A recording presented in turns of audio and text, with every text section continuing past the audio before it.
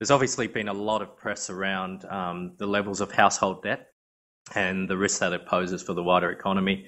So I thought we'd look at the data this morning. What is it actually telling us, and whether this risk is something that we need to genuinely be concerned about. So the number that the market and everyone tends to look at is for debt to income ratios is 190%, which sounds high and probably is a little high, but we haven't been unique. So looking at a couple of charts, and I've taken a few charts out of the RBA, which has done a lot of work on this as well.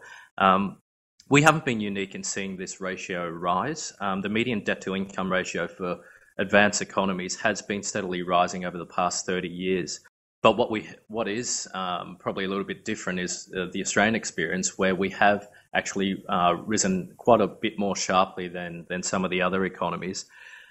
We were prior, so that chart on your left shows you that we were in the bottom third of that debt to income ratio, and now we're in the top quarter.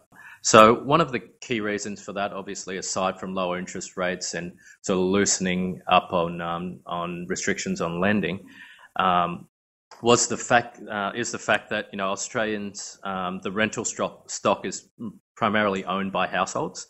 As we know, Australians like to sort of borrow money to not just buy a house themselves, but go and invest in property.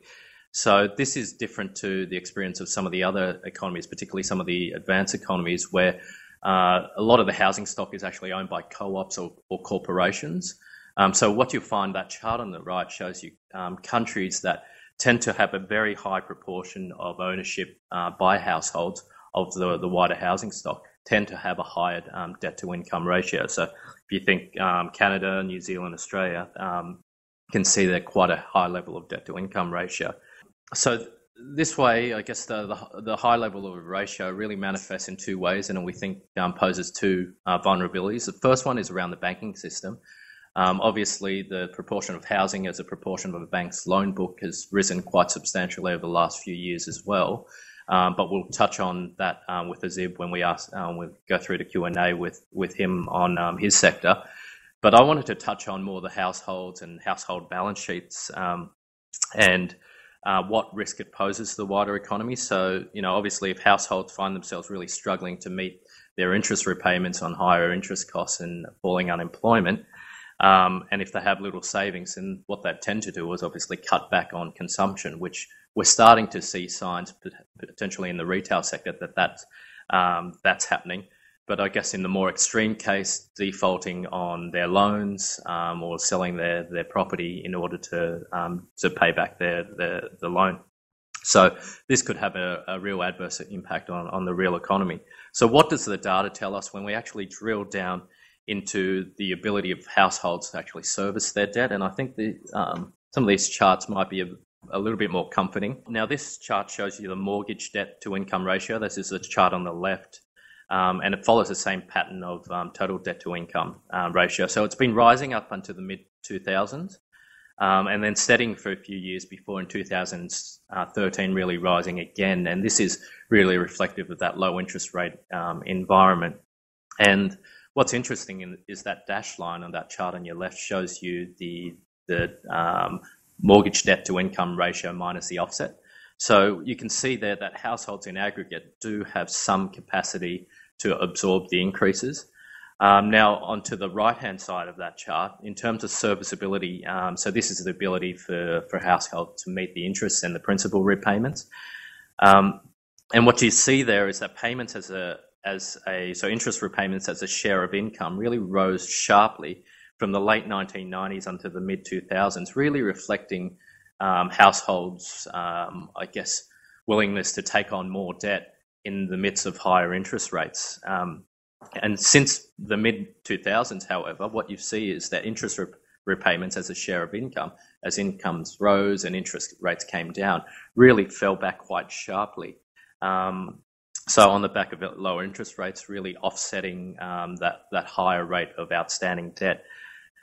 Even if you look at scheduled repayments, which is if you count the interest repayments as well as the principal repayments, we're still quite a way lower than when we were in the mid-2000s. So from a serviceability point of view, I think we're still off the highs of the 2000s, and that should give us a bit of comfort that once again, the capacity for incomes to absorb higher interest costs are certainly there. Now, this is obviously an aggregate number, and it looks very different, might look very different when we look at individual households. So obviously, if most of the debt is held by, riskier households, which are more likely to default on loans or have more stable income, then obviously this would pose a risk. But whereas if a lot of the debt was held by, more stable income, then obviously would be more comfortable with that. So in this regard, we can probably, again, take a little bit of comfort from this. And what this shows you is the quintiles of ownership of debt. So basically the bottom 20%, top 20%, and so on and so forth. So what it shows you that the top quintile owns around 40% of outstanding debt. The next 20% owns another the next 25. So in aggregate, what it shows you that 2/3 of outstanding debt is actually held by the top two quintiles. So the top 40% income earners in the country. So again, if we do see some stress on the housing market, you could argue that there is some capacity to sort of take on the higher repayments. So again, giving us some comfort. Now, looking at a recent financial stability report, which analyses the impact that some of the recent measures, particularly around lending, and some of the breaks around lending, investor loan growth, to not grow above 10%, which was put in December 2014.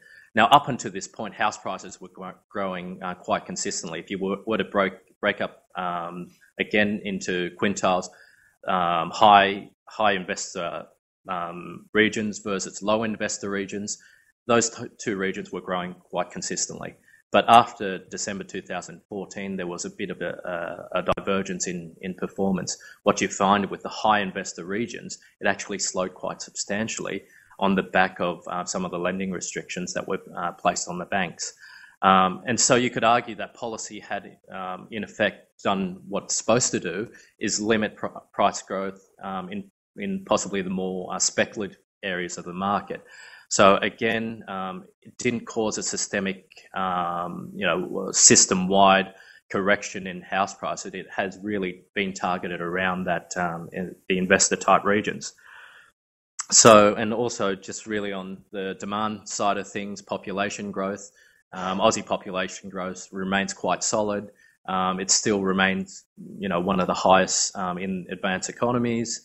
Net migration still remains quite strong. So again, really underpinning the long-term growth in house prices. And you can see there also on the chart on your left shows you net migration continues to be strong in places like Sydney and Melbourne. It's starting to tick up again in Queensland. So again, underpinning house price growth over the long term, particularly in light of dwelling investments, which has really sagged for a little while in New South Wales and really only just caught up. So I do think, what we've seen with house prices, it's not out of the ordinary. We're constantly reminded in the media about 7% fall in Sydney, a 5% fall of house prices in Melbourne.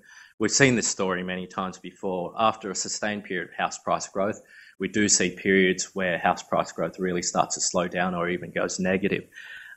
So we've just gotten so used to the gains, particularly double-digit gains over the last few years, and say we do fall at 10% from the highs, we're really only back at last year. If it falls 20%, we're really only back to 2016. So, do we see a scenario where we see significant house price falls or sustained price declines?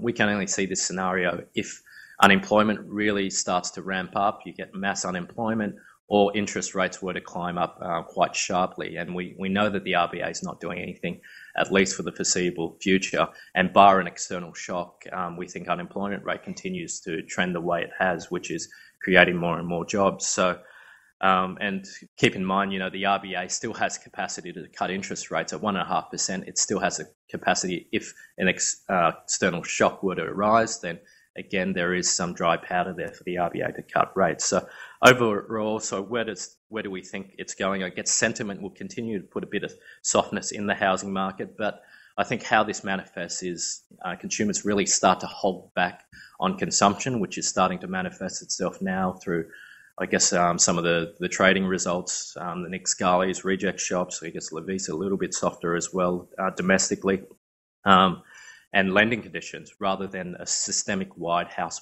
price crash. But I thought this morning we'd do a bit of Q&A with Azib as well, just looking at his sector, given that's the other side of the equation. And I thought we'll get some of his insights into the industry and sort of what we're seeing in the banking sector. And obviously, Azib, residential lending has grown quite substantially as part of the bank's loan book. And just given the slowing housing market, I guess what safeguards do the bank have for slowing housing, and how prone do you think the banks are in light of the slowing housing environment? Sure. So look, slowing housing itself, we're already seeing that, and it's not too much of an issue right now because we've got a slowing in housing without seeing a deterioration in credit quality. It's always a bigger concern if you're having a slowing in housing and a deterioration in credit quality at the same time. And usually you get that bad scenario if the slowing in credit growth is being triggered by a recession or declining GDP growth.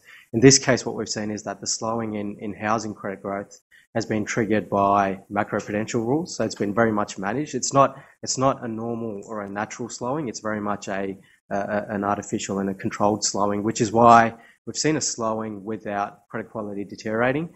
And obviously it's not, you can make the case that it's not ideal from a revenue growth perspective, but the other way to think about it is that the system is being de-risked as a result of these macroprudential measures. I think a lot of people are a lot more comfortable seeing declines of 10% rather than further increases of 10% per annum. So I think APRA is sitting very comfortable at the moment. Having said that, these sorts of policies always come with risk and unintended consequences.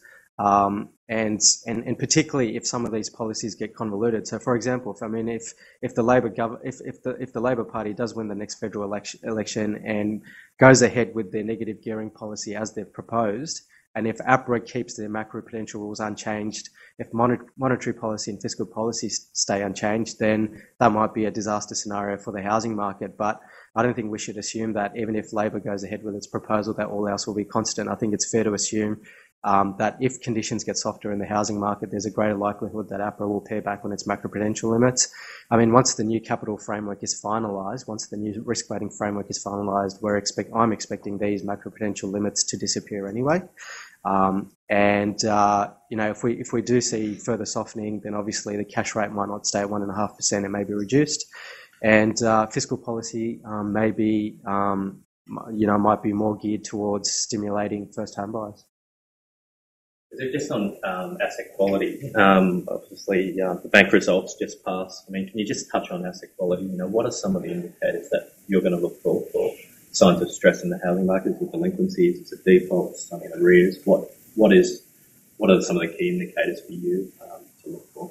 Yeah, so certainly, I mean, so we're obviously looking at the current indicators. They're coming through very clearly, and we're not seeing any concerning deterioration in current indicators. And in terms of lead indicators, they're actually not too concerning as well. So in terms of lead indicators, I'm looking at arrears, obviously. I'm looking at the bank's watch list exposures, and some of the banks call them troublesome exposures. And basically, watch list and troublesome exposures are exposures which are not yet impaired or in arrears, but it looks like the borrower there, whether it's and usually these are business or institutional borrowers in watch loans, it just looks like they're getting into an increasingly stressed financial position, and therefore the banks start monitoring those exposures much more closely. So we've actually seen a reduction in watch list exposures as a percentage of the total loan book. If I take a look at, and obviously I don't just look at, the change in the impaired asset balance. Within that, I'll look at how new impairs are trending, and we're seeing an underlying decline in new impaired assets. One of the banks actually reported a pretty large increase in their Australian new impairs, but that was because one of their business loans had to be restructured, and they're not expecting any losses on that, so that goes into an impaired category. But on an underlying basis, yeah, new impairs have definitely been improving. So if I try to think about lead indicators for the next 12 months, there's nothing really too concerning there. And even if I take a look at some of the broader macro indicators, one of the things I closely watch when it comes to housing is the consumer sentiment index. And the last reading was out last week for the month of November, and it was 104.3. That this is the Westpac Melbourne Institute Consumer Sentiment Index. So that was up 2.8% from October to November. And more interestingly, within that index, basically what we're seeing is that respondents are signalling increasing confidence about their state of finances. And even within that, there's a subset of respondents with mortgages, and they're signalling that they're more confident about their financial position as well. So, and that's what we're seeing come through the current indicators in terms of asset quality. So the level of prepayments on mortgages is still pretty strong, and like I said, the other lead indicators aren't too worrying. And one other thing, just on the conversion between interest only and P&I loans. Obviously, a lot of talk about that in the media. I mean, Westpac touched on it last week about that's been happening for years. I mean, do you see that as a risk, and how do you see that sort of playing out? Yeah. So look, just to refresh you on this a bit. Every time, on average, when an interest-only borrower converts to a P&I loan, on average, on my numbers, the monthly repayment increases by about 45%. That's on my rough estimates. So it's a pretty chunky increase, and there would be some borrowers that would struggle to convert to a P&I loan. Now we've already seen a lot of discretionary switching over the last 18 months, 24 months, ever since the 30% cap came into place. We saw an acceleration in switching from interest only to P&I, and at least half of that was discretionary switching. Now, those switching on a discretionary basis, you know that because they're opting to switch, you know they'll be comfortable taking on the interest only loan. We want to be more concerned about those which are switching contractually. Now, with the contractual ones, right, there's a few options here to manage asset quality. So obviously there'll be those that will be okay to switch to a P&I, and they'll be able to manage it. For those borrowers that will struggle, there's a few options. So firstly, the banks can still write new interest-only loans up to the 30% limit, and the bank can choose to help that customer by refining them into a new interest-only loan and stay within that 30% limit. The second option is that the borrower externally refinances. Now, if you're going to externally refinance, as you've all probably heard me talk about before, it's not too easy to externally refinance to an interest-only loan with another bank, but some of the non-banks will take up that refi quite readily at existing rates. And Pepper and Liberty are two names that stand out that have been taking up a lot of that flow. So basically, yeah, those borrowers that are struggling, they either get into a new interest-only loan with the existing bank, or they refi, or they manage to get a term extension of the existing interest-only loan. But because there is this option for these borrowers that may struggle in a P&I loan, I think that's one of the reasons why we haven't seen any significant deterioration. And I was always expecting that to be the case. I mean, the banks will, it's not like the banks can't write any new interest-only loans, so they can just refi some of these people into new interest-only loans. And just maybe one final question is, obviously you've got quite a positive view across your sector, many buyers on the sector. I mean, what do you think is going to be the next catalyst that really sort of lifts sentiment and turns that around? Yes, sure. So obviously the regulatory risk has been weighing on the banks, and you've heard me talk about that a lot previously, and I expect that regulatory risk to unwind in coming months. Obviously the final report of the Royal Commission is due by the 1st of February. So that would remove some of that pressure, but I think some of that regulatory risk pressure will stay until the federal election, because there's obviously separate regulatory risks that go with that. So I would say 50% of the pressure on share prices at the moment is coming from regulatory risk, and I'd say the other 50% is from rising US bond yields. And I actually think this is something that's probably just not talked about enough. I think there's a perception that all of the pressure on the banks is attributable to the regulatory risk, but that's actually not true. I mean, if you take a look at what the US 10-year bond yield has done in the last 12 months, it's up about 70 basis points, whereas our 10-year bond yield is flat. If you take a look at the FX moves over that period, obviously the AUD has weakened considerably, and the US dollar is strengthened. And basically what that means is that there's money going out of high yielding AUD assets into better yielding USD assets. And obviously the Aussie banks have been a victim of that. So there's been outflow, I think offshore outflow from Aussie banks for that reason. So, a view does need to be taken on the Fed and whether it can sustainably continue to tighten. Look, my view, and obviously this is my personal view, and Tang, you'll probably differ with me on this, but my view is, the way I'm viewing things is that if the Fed continues to stay on this path of tightening, I can see something breaking in the emerging markets. And when I say something breaking, it's pretty conceivable that a Turkish bank or two may go under at some point. And that can create a lot of stress in the interbank markets and increase the cost of wholesale funding globally, including for the Aussie banks. And I think that's what might be needed for Jerome Powell to basically, pull back from the hawkish tone and adopt a more dovish tone. So if we see the US bond yield go back down, I think that would be beneficial for the Aussie banks. Now, in the short term, because there would be a bit of mayhem if a bank or two goes under, we might have a period of a month where the markets tank and even Aussie bank share prices tank. But if the Fed subsequently revises its policy to be more dovish, then I expect more offshore money to be flowing into the Aussie banks.